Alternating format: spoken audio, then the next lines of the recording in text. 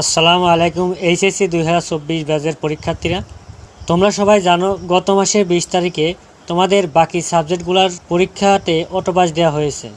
নিশ্চয়ই তোমরা এখন রেজাল্টের অপেক্ষায় আছো। আর এই রেজাল্ট প্রকাশ নিয়ে কিছুক্ষণ আগেই তোমাদের শিক্ষা বোর্ড থেকে একটা নোটিশ প্রকাশ করেছে। আমরা এখন সেই নোটিশটাই দেখে আসব।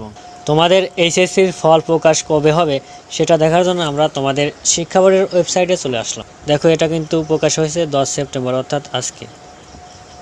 তোমাদের এইচএসসির রেজাল্ট কবে প্রকাশ করা হবে সেটা দেখার আগে আমরা দেখে আসব তোমাদের আন্তঃশিক্ষা বোর্ডের সভাপতি প্রফেসর তপন কুমার সরকার কি বলেছে।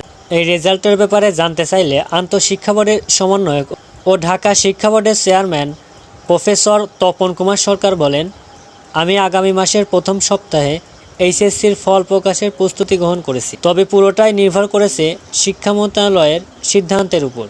তোমাদের কি কি কারণে অটোপাস দেওয়া হয়েছে সেটাও কিন্তু এখানে বর্ণনা করা হয়েছে। দেখো, সামগ্রিক পরিস্থিতির ভিত্তিতে বাকি পরীক্ষাগুলোর তারিখ বেশ কয়েকবার পরিবর্তন করা হয়। সবশেষ নতুন তারিখ নির্ধারণ করা হয় আগামী 11 আগস্ট। এর মধ্যে পরীক্ষার্থীরা স্থগিত পরীক্ষাগুলো বাতিল করার দাবিতে আন্দোলন শুরু করেন। 20 আগস্ট সচিবালয়ে শিক্ষা মন্ত্রণালয়ের ভবনের নিচে বিক্ষোভ করেন তার। পরবর্তীতে এসব পরীক্ষা বাতিল করা হয়।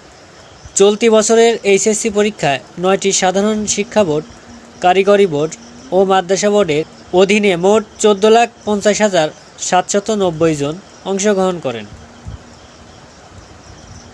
চলতি বছরে এইচএসসি ও সমমান পরীক্ষার ফলাফল প্রকাশের প্রস্তুতি নিয়েছে আন্তঃশিক্ষা বোর্ড। সব কিছু ঠিক থাকলে আগামী 6 থেকে 9 অক্টোবরের মধ্যে এই ফল প্রকাশ করা হতে পারে। দেখো, আমি আবারও বলছি, ফলাফল প্রকাশের প্রস্তুতি নিয়েছে আন্তঃশিক্ষা বোর্ড। সব কিছু ঠিক থাকলে আগামী 6 থেকে 9 অক্টোবরের মধ্যে এই ফল প্রকাশ করা হতে পারে, এখানে তোমরা নিশ্চিত থাকতে পারো।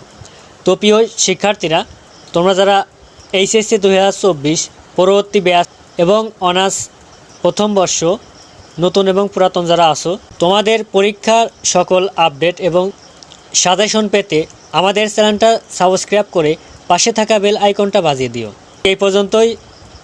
তোমরা সবাই সুস্থ থাকবা, ভালো থাকবা। আল্লাহ হাফেজ।